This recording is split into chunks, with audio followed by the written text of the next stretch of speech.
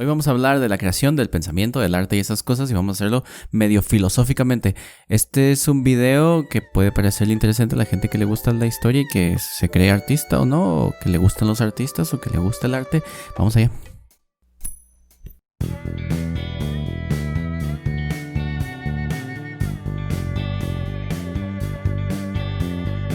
Pues hola a todos, gracias por estar acá, gracias por escuchar y antes de empezar, un segundito. Muchas gracias a los que han comentado mis videos, a los que han visto mis videos y me han dejado comentarios bastante buenos, bastante bonitos y con buena retroalimentación. Me gusta decir las cosas como va y me gusta que les guste. Y también si es que ayuda de algo y si sienten que defiendo alguna causa, pues eso también me gusta, ¿no? Así que muchas gracias por escuchar y vamos a hablar del pensamiento. Cuando hablamos de las civilizaciones y las culturas, ya todo el mundo piensa que la cultura está totalmente relacionada con el arte, que es específicamente cuando alguien es culto es porque sabe de arte y de literatura y tal. Cuando la cultura es cualquier cosa hecha por el hombre. Y esta es una definición muy burda y ya sé que la gente que estudia cosas como, ¿cómo se llama esa carrera rara de desarrollo y gestión interculturales? Y tú dices, 4 años, dude.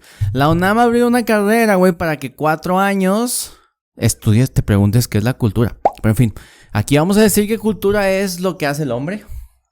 Y voy a arreglar esto desde el principio como hago en cada video cuando empiezo hablando del hombre. Y es que cuando digo el hombre, me refiero al ser humano.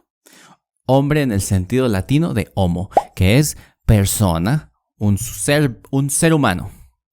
Un ser humano es el homo, ¿ok? Entonces, todo lo que hacen los seres humanos se conforma y está delimitado también por su lugar, ¿no? Como vimos cuando hablamos de Kant, que el lugar geográfico controla un poco cómo se desarrollan los países y pone juntos a los países que piensan igual la naturaleza. Pero este es un poco el caso, ¿no? Existe la cultura porque existen un montón de hombres para lograrla. Y esos hombres están delimitados por su espacio y su tiempo. Y de eso vamos a hablar. Y de eso vamos a hablar en algunos videos en adelante. Porque quiero hacer una especie de explicación de varias etapas de la historia. Yo sé que les gusta la historia. A mí también. Somos fans de la historia. Y si no les gusta, pues les tiene que gustar. Porque la historia es, según Cicerón, la maestra de la vida. ¿Por qué es más interesante? Dices, bueno, estás hablando de la cultura, entonces tu cultura es la mexicana. ¿Y por qué citas a un romano que vivió hace 2000, ¿qué tantos? 2050 años, 2060 años, ¿no? Bueno, ¿qué importa? Porque dentro de estas ramificaciones de la cultura está de dónde venimos y a dónde vamos. ¿De dónde venimos? ¿De dónde venimos? ¿A dónde vamos? A la gente le gusta decir que venimos de lo prehispánico. ¿Ok? No están mal si quieren, no están mal. Pero su español, gente, no, pero no estoy diciendo que no vengan de lo prehispánico. Estoy diciendo que el lenguaje, que es la manera en la que transmitimos nuestro pensamiento, está basado en el griego y en el latín y nos jodemos y ahora nuestras raíces de lenguaje y pensamiento están en Roma y en Grecia. Lástima, yo sé que a mucha gente, sobre todo a la gente que hace estudios latinoamericanos y todas estas cosas, pues no le gusta esto, pero bueno, en fin. Si conocemos la historia, entonces la gente cree que conocer historia es conocer pasajes de la vida de los hombres. Es decir, y en este caso sí de los hombres, porque la historia, según dicen, la escribieron los hombres. Por eso, luego, cuando empezaban como a darle este hilito de importancia a la mujer, decían que detrás de un gran hombre hay una gran mujer. ¿Se acuerdan de esa madre? Que cuando querían arreglarlo, dude, que dijeron esas cosas y sonaba más misógino todavía. ¿No? Es como lo contrario a que comprabas un muñequito y decía los accesorios vienen por separado, ¿no? En realidad eso en la historia aplicaba para el hombre.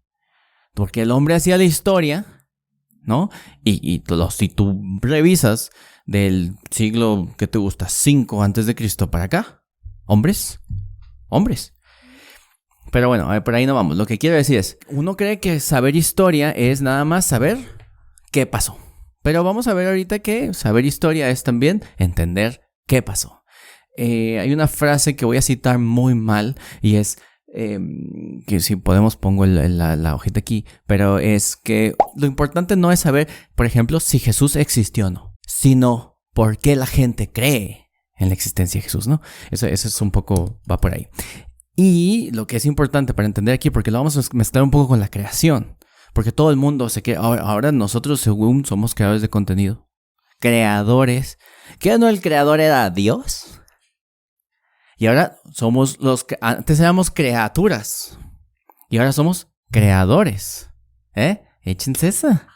Échense esa, dude. Entonces, ¿qué es esto de crear? Para crear necesitas una base de pensamiento que te preexiste y que vive contigo. Es decir, tú naciste en una época, esa época dicta quién eres, quién vas a ser. Y no me refiero a que en el tiempo en el que te tocaba ser zapatero porque tu papá era zapatero.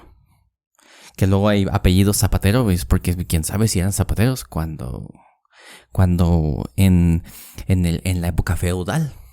Cuando nosotros pensamos, por ejemplo, en la antigüedad clásica, estaba pensando en esto porque el otro día en una clase dije yo muy abiertamente que Roma, por la forma en la que había encontrado la Pax Romana después de convertirse en un imperio, gracias a Augusto, una cosa de la que hablo mucho aquí, dije que era la primera civilización estética, porque le había dado exacto, y esa cara hicieron los alumnillos muy inteligentes, porque ellos entendieron que yo dije que hubo arte hasta Roma. Y todos, no, pero antes el arte africano y el arte hindú. Y un alumno me preguntó que sí, de que sí lo estábamos hablando y tal. Y vamos a hablar un poquito de esto ahora, porque es una buena pregunta y no se responde tan sencillamente. Cuando nosotros revisamos lo primero, lo primitivo del arte, vamos a darnos cuenta que es un arte útil. Ahora, la utilidad, gente, del arte es una cosa que podemos cuestionarnos y podemos hablar de esto por horas, porque yo dije también en esa clase que el artista era un inútil y me burlé de los bodegones, que por cierto voy a hacer un video acerca de Vanitas, que es un tema muy interesante del arte que refleja el pensamiento de su tiempo. Cuando nosotros entendemos, por ejemplo, o revisamos el arte prehispánico, sí hay muchas cosas que tienen que ver con dos cosas. Primero, utilidad, que puede ser una utilidad práctica en la cocina. Hay muchas que parecen como ollas, ¿no? O muchas cosas de recipientes, pues. Jarrones y tal, que pasó en Grecia también, ¿no? No había una exposición de Grecia que cerámica, o no sé cómo se... La gente fue a ver eso, dude. A ver pedazos de cerámica. Sus pitoi, ¿no? Sí, no pitos, sino pithoi, ¿no? En fin, y vemos cómo existen como pequeñas piezas que tenían una utilidad. Ahora, si ustedes no nada más se van a lo prehispánico, que sabemos que lo prehispánico lo tenemos cerca y hay que saberlo y hay que estudiarlo si les da la gana. A mí no me hace mucha gracia, pero hay que hacerlo, ¿no? Hay que saber de todo. Cuando ustedes revisan la utilidad del arte más antiguo, van a saber que es una utilidad ritualística. Es decir, eran cosas para poner en un altar, para alabar a alguien, son dioses, algunos... Todo esto es naturalmente una suposición de los historiadores del arte, ¿no? Los historiadores del arte suponen que si hay una morra caderona, una piedra de una morra caderona, chichonzota, dicen fertilidad. Porque luego los historiadores del arte son medio directos, ¿no? Medio geeks, ¿no? También. No creo que no. Te voy a decir cuál es la diferencia entre un historiador del arte y un geek, ¿no? Estos güeyes ven una morra caderona y una piedra caderona con pocas formas, porque el arte más primitivo apenas está tallado, ¿no? Y que la pone una piedra chichona y caderona, ellos piensan, esto es de la fertilidad. O un pito gigante, ¿no? Si ven un pito como Priapo, dicen fertilidad, ¿no? Con Priapo sabemos que sí, ¿no? La diferencia es que cuando tú ves estas piedras, fertilidad. Interesante, mira el tallado, güey, ¿con qué lo habrán hecho? Otra piedra, güey. Qué interesante. Y el geek, cuando ve el cómic de Miss Marvel, pues se mete al baño con su Lubridere, ¿no? Creo que esa es la diferencia. En fin, como que respondemos a las cosas más básicas más básicas. Y la razón es porque cuando consideramos las civilizaciones antiguas, nosotros pensamos idiotas, no pensamos que no sabían nada, no pensamos nada. Los vemos como lo que es, unos seres humanos apenas entendieron la naturaleza, con la desventaja que no tenían el internet, güey. Y no había alguien detrás de ellos para decir... obviamente no es un dios, esto no es una serpiente cayendo del cielo, es un relámpago, ¿no? Porque estos vatos luego hacían dioses a cualquier cosa, ¿no? No, ahí tienes tú que una serpiente emplumada, hazme el chingado favor. Y otro, es un vato barbón tirando rayos desde el cielo, pero para eso tuvo que haber un vato cojo en el infierno haciendo esos rayos, justo como hacemos nosotros con nuestras espadas de cobre. Digo, de bronce. De bronce. ¿No? Entonces, todas estas ondas tenían una utilidad. Ahora, no es la utilidad que nosotros conocemos, gente. Porque, de nuevo, hasta que se descubre una tecnología más avanzada es que pensamos podemos llegar más lejos.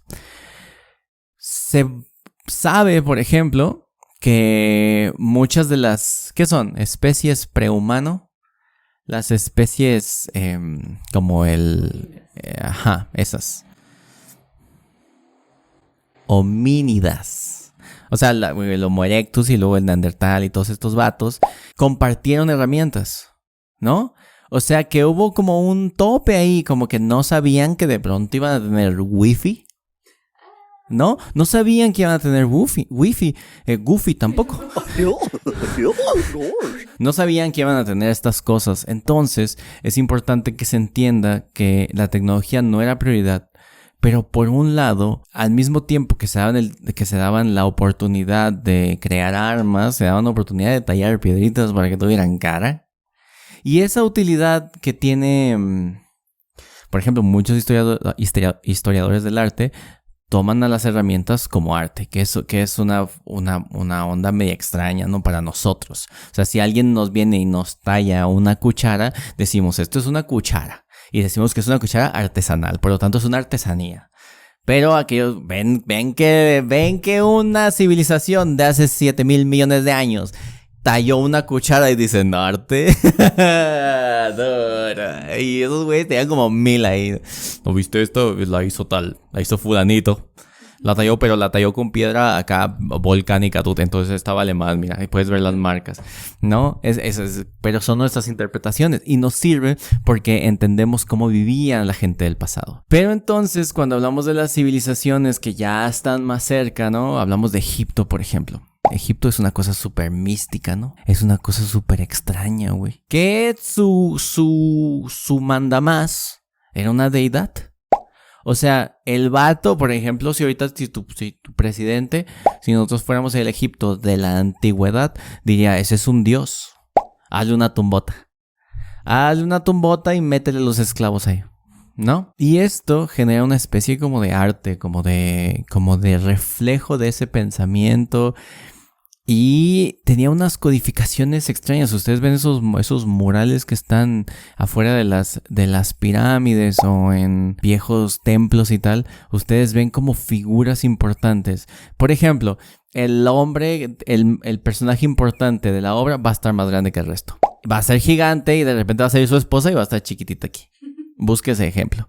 Pero el vato que va a estar pescando o va a estar haciendo la obra, ¿no?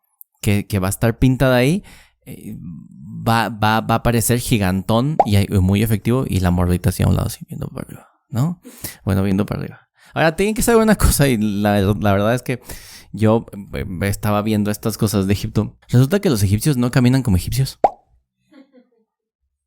No caminan como egipcios. Nunca están pintados así, güey. Nos engañaron. Los gringos nos engañaron. La cancioncita de los 80s esa. Entonces, estos güeyes encontraron una manera de mostrar cosas, pero manteniendo su forma de ver el mundo. Es decir, el hombre es el importante. Hasta que uno de estos faraones decidió que iba a pintar a su esposa del mismo tamaño que él. O que iba a pedir eso. Y entonces ya es todo un feminista, ese vato. Pero no hay que hacer así. Por ejemplo, usted tiene a la Ketchup. A la Ketchup. Hatshepsut. ¿No? A la Katsup, la primera faraona, ¿no? La morra con tal de... Sobre todo, esto es importante y eso es un poco a donde quiero llegar, gente. Tienen ustedes a la faraona, a la Katsup, y obviamente el panteón egipcio, vatos. Muchos vatos. Los dioses más importantes, vatos, ¿no? Y entonces, como la figura del faraón tiene que ser representada como un dios, tenía que ser Hatshepsut trans. Bueno, no vamos a ponerle los nombres modernos, pero sí se hacía pasar por vato, ¿no? O sea, se representaba como vato, güey. Y se vestía como vato, güey. Entonces, la historia siempre nos va a mostrar cómo en la creación del arte de su tiempo va a moldearse por el pensamiento o por la imposición dogmática de sus religiones o sus estados. ¿Sí lo ven? Entonces, sí es importante que se entienda, sí, Egipto, la grandeza y tal. Y por otro lado decir, Egipto, una cosa misógina, extraña y tal, como suelen hacer ahora, que aquí de entrada no estamos de acuerdo, ¿no? Porque es atemporal y anacrónico. Lo cierto es que se permitió que una faraona existiera a condición de que se siguiera representado como un hombre. Y eso se vio en el arte, en las representaciones de esa deidad. Todo empieza a ser un poco más claro cuando nos vamos un poquito a Occidente, ¿no? Al Oriente Próximo, Oriente Próximo, ¿no? Y yo no voy a pasarme por todos los lugares, solo quiero llegar a que se entienda cómo es que la utilidad del arte ha ido cambiando y ahora, en nuestro presente, la inutilidad del arte es exactamente esa utilidad que se necesita un poco como funcionan todas las humanidades. Ustedes me han escuchado decir que nuestro trabajo en la filosofía es inútil. Y lo es, sí, en tanto que no tiene una utilidad práctica, una utilidad valiosa para el sistema. Para que no se caldeen, gente, para que no se ardan, para que no tengan que ponerse talco en la colita. Si ustedes se dedican a las humanidades, son inútiles en lo general, güey. Ni siquiera llegan a ciencias sociales, güey. ¿No? Ni siquiera llegan a ciencias sociales, güey. Talco en la colita. Si tú sientes que te pica la colita, ¿eres filósofo? Pero ahorita vamos a llegar a este punto de por qué está bien estudiar estas cosas, aunque no sirvan para nada. Pero bueno, cuando llega a Grecia ya son los que le ponen el nombre al arte como lo conocemos. Y es que esto es lo que ustedes no están viendo. Porque este arte va a definir lo que va a ser arte, no solo por los 1000 años, por los 500, 600, 700 años de esplendor de Grecia, sino todo el resto hasta la modernidad, todo el resto de tiempo hasta la modernidad. Y es que los griegos tenían una fijación con lo bello, dude. Que dijeron que esta idea de la creación del arte como creación de lo bello es de ellos. Los griegos imponen esta idea de que el arte tiene que ser bello, pero hay una contradicción ahí, porque tenemos el creador, que es el artista, y tenemos al pensador. Y sabemos que, todo el mundo lo dice muy, muy románticamente, Grecia es la cuna de la filosofía. No, Grecia nada más le pone el nombre. Grecia nada más le pone el nombre a la filosofía. Y ni siquiera Grecia, los griegos, los helenos. Estos güeyes le pusieron el nombre a la filosofía, pero la filosofía ya existía desde antes. Desde mucho antes. Los egipcios tenían filosofía. El sánscrito muestra unos indicios de filosofía a veces mucho más profundos que el griego. Pero los griegos y los romanos tienen algo en común. Les gusta poner nombres a las cosas. Por eso son los creadores de Occidente. Porque Occidente es una cultura que le gusta ponerle nombre a todo. Vive de ponerle nombre a todo. Y eso genera cosas como la filosofía. Cosas inútiles para actividades inútiles, como ponerle nombre a las cosas que ya están. Entonces, la filosofía como tal no se genera en Grecia, pero sí la filosofía occidental empieza en Grecia y sí le ponen nombre. Y sí, ¿de qué se trata la filosofía occidental o la filosofía griega? En un inicio, lo mismo que se trataba de la filosofía oriental. De lo pinche mismo. ¿Por qué? Porque al final son orientales, no pasa nada. Todo el mundo es fanático de Heráclito. Todo el mundo es fanático de esos 100 fragmentos y los leen y los releen y todo el mundo y los citan mal. Todo fluye. Dude, ¿eso es Heráclito o un hippie del siglo pasado? Porque suena igual, güey. ¿No? Entonces, la filosofía no es tan compleja en ese tiempo y en ningún tiempo. Pero cuando llega el esplendor en el siglo VI, más o menos, los últimos 500 años de antes de Cristo, se empieza a hacer antes de nuestra era. La gente trabajó un montón, güey, para definir el calendario a partir de la existencia de Cristo, para que ustedes hagan con su gasmoñería atea, súper respetuosa, hiper correcta de decir nuestra era. Pero pueden seguir llamándole filosofía a una actividad que pues no es todo menos la filosofía hoy en día, güey. Le siguen diciendo filosofía porque eso no ofende a nadie, dude. Es que soy ateo, güey. No puedo decir antes o después de Cristo porque se me cae mi órgano sexual. Pinches imbéciles, güey. ¿Cuándo sí y cuándo no? Ya me emputé. A ver, ¿cuándo sí respetamos el nombre de siempre? ¿Cuándo no? Porque nos duele nuestra cola con talco.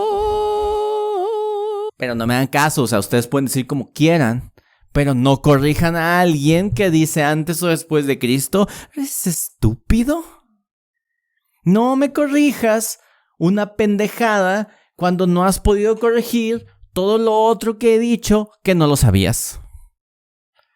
Es que sí sabes que no todos somos cristianos. Y sí sabes que la religión cristiana y católica es una religión que ha colonizado muchos lugares del mundo. Y entonces el colonialismo es malo porque es capital.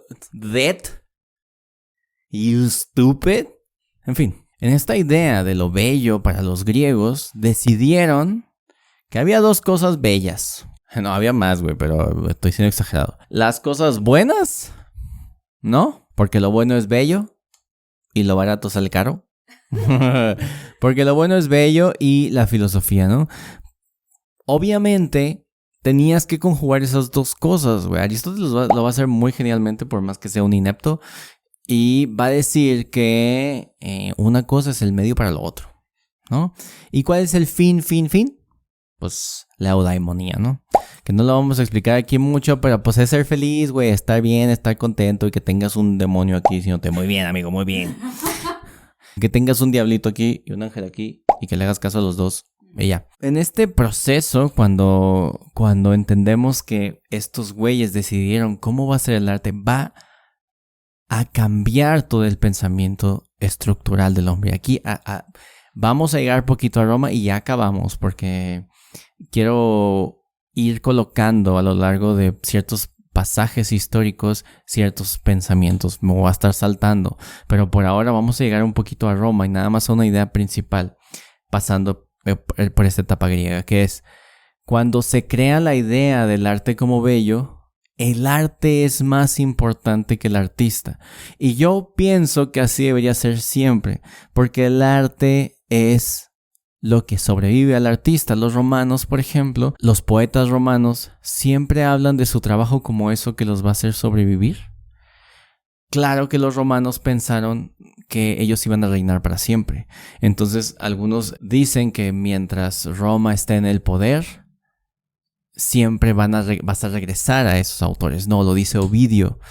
Por ejemplo, lo dice Horacio, lo dicen estos autores de la antigüedad que piensan que por medio de su obra van a llegar hasta un punto histórico más alejado al que ellos van a vivir.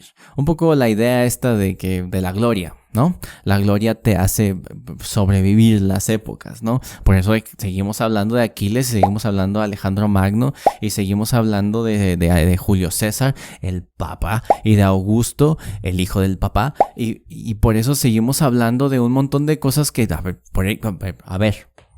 ¿por qué la gente sabe quién es Genghis Khan? Si no nos importa para nada, dude. Porque esta onda de gloria que nos ha traído la existencia de la historia o de la memoria histórica hace que la gente siga recordando estas cosas. Entonces, el arte, lo dice Gombrich, ¿no? O sea, que esto es una parte importantísima, güey. Los filósofos consideraban al artista un artesano cualquiera, güey. Es decir, no tenía la altura que va a alcanzar en el Alto Renacimiento la idea del artista. En el medievo no va a existir el artista. No nos importa. No nos importa el artista. Importa su creación. Y su creación va a llegar de la musa de Dios. Por lo tanto, no importa el artista. Cuando empieza el Renacimiento y ya en el Alto Renacimiento, vamos a ver que el artista es más importante que la obra, güey. Lo cual es estúpido. Lo cual es una violencia al espíritu del arte, ¿no? Y por eso es que es extraño que luego tengas a los libros de historia del arte divididos por autores, lo cual a mí me parece de escándalo, porque debería estar dividido en otras cuestiones que no tienen nada que ver con el artista, porque el artista nunca va a ser más importante que el arte. Y esto, aunque les abra la cola, más talco va a haber, siempre. Siempre va a haber talco, güey. ¿Por qué, güey? Porque tenemos derecho a no estar de acuerdo, güey. Sobre todo porque no es una ley, güey. Tú vas a decir, oye, güey, pero ¿sí sabes que sin el artista no hay arte? Y sin el panadero no hay pan, dude. Pero cuando se muere un panadero, su hijo se vuelve un panaderito. El panadero con el pan, el panadero con el pan. Entonces los griegos entendían un poco esto o les valía chorizo, ¿no? Entonces se sorprendían por el arte, pero nunca el artista estaba por encima de... O más bien el artista no era tan importante como el filósofo. Y no sabemos qué pensaban los artistas del filósofo. Eso también es importante, ¿no? Eso también es importante. Ahora, tienen que entenderse el artista antiguo como un artesano, ¿no? Y entonces, en Roma, cuando ya llegamos a la verdadera primera civilización, a la gente que le gustan las artes alternativas, como que las representaciones artísticas más primitivas, ¿no? Con menos literatura, ven estas cosas como una violencia, decir, es que Roma fue, ¿no? Pero yo también lo pienso, yo pienso que el hinduismo tiene muchas más cargas filosóficas, por ejemplo, que lo griego y que lo romano, que me perdonen los clasicistas, también hay talco para ustedes. Pero si pensamos en Occidente, Roma es, sobre todo el primer siglo, el siglo I, antes y después de Cristo, antes y después de nuestra era. Cuando Augusto, me estoy saltando mucha historia de Roma, gente, o sea, también está la comedia y la tragedia griega y la comedia, la nueva comedia y tal, y también están por ahí el periodo helenístico, ¿no? Muy bonito y tal. No nos vamos a hablar de eso, güey, porque esto no es una lección de historia. Hoy estamos hablando de historia, pero no es una lección de historia. Porque los datos se los pueden aprender, gente. Los datos se los puede decir cualquier persona y los pueden ver en Wikipedia. A veces van a estar mal. Lo importante es reflexionar la historia, güey. Uno no aprende historia para decir datos, güey. Uno aprende historia para reflexionar la historia y para cuando llegue un presidente que no nos gusta, digamos, esto se parece a tal tiempo. ¿Sí ven? Cuando los romanos empiezan a crear estas cosas, estas instituciones casi estéticas, con Augusto y la primera existencia con nombre otra vez del mecenazgo, porque seguro el mecenazgo existió desde antes de Roma, ¿no? Pero les gusta poner nombres, La verdad, aquí la casa no me va a dejar mentir. Estudia los nombres. ¿Por qué? ¿Por qué alguien estudia los nombres? Porque a esa civilización le gustaba poner nombres. Ahí vamos como pendejos. A ver, pero ¿qué significa este nombre? Voy a tener que definirlo yo. ¿No? Para que vean que lo que hacemos es inútil, gente. Porque ya existe una palabra en español para decirlo. Roma, y con el periodo Augusto y la Pax Romana y mucho dinero a causa de la muerte de muchos bárbaros, crea un estado en el que las artes pueden desarrollarse. Y hablamos de un estado estético, o hablo de un estado estético, porque la neta no sé si alguien más le llame estado estético a Roma. Espero que sí, espero que haya alguien que sepa más que yo que diga, ese es un estado estético. Porque tiene todas las conexiones de todo tipo para llegar a un punto en el que el hombre puede desarrollarse en una ciudad, naturalmente, donde había pobres y ricos y tal, en la que todas las artes pueden explotarse. No es gratuito que Augusto presuma que entrega una Roma de mármol. ¿Sí ven? ¿Por qué, güey? Porque crean no solo el arte de la literatura, de la que ya hemos hablado mucho y no voy a repetirme, pero la arquitectura. Al grado de cuando hablamos de los edificios neoclásicos, de la modernidad, los güeyes revisaban los edificios romanos que quedaban para volver a construirlos desde ese punto. Por eso es que en Roma se lleva a cabo todo lo que los griegos dijeron. Por eso, cuando la gente dice, es que los romanos le robaron todo a los griegos, ¿no? Esa gente que dice eso, que luego ve su cómic de Miss Marvel y se mete al baño con su Lubriderm, no entiende que en el proceso histórico, porque no es otra cosa que un perro proceso histórico en el que una civilización aprende de otra, la conquista y absorbe lo necesario, crea todas las instituciones que los griegos no pudieron determinar, al grado que ellos encuentran una paz que dura muchísimo tiempo, güey. 2 siglos. 2 siglos, dude, de paz. Subjetiva. No vaya a parecer que no. Había paz porque había alguien rompiéndose la madre. Pero vayan a ver mi video sobre la guerra y sobre estas cosas. Porque sobre la paz. Mi video sobre la paz, ¿no? También el de la guerra si quieren, pero... Y neta sí vayan a verlos porque hablamos de otras cosas desde una perspectiva del centro. No del centro de la república, sino del centro de no tener bando. Y es lo que estamos haciendo aquí. Entonces, ¿a dónde voy con esto? A partir de esta creación del mecenazgo en Roma y de la paz, se empiezan a crear los ideales por los cuales un artista va a empezar a construir. Un artista va a empezar a crear. Y con Augusto, el arte sirvió para crear no solo ese arte, entendiendo ya con nombres y formas los poetas y los arquitectos, sino que el arte va a crear la identidad de una nación, la identidad de un imperio. ¿Qué digo nación, güey? ¿Qué digo nación, güey? Sí, una nación porque la gente nace ahí, pero es el imperio, güey. Es el pinche imperio, güey. Entonces el arte crea una identidad de todo un imperio por la decisión de uno o unos 3 hombres. Entonces ustedes tienen la historia, la poesía y la épica de un pueblo auspiciada por el Estado. Y esa es la primera forma de su conaculta. ¿No les jode? ¿No les jode que estos güeyes tenían a Horacio, a Tito Livio, a Virgilio, y ustedes tienen a una persona que en lugar de letras pone emojis en los poemas? Dead.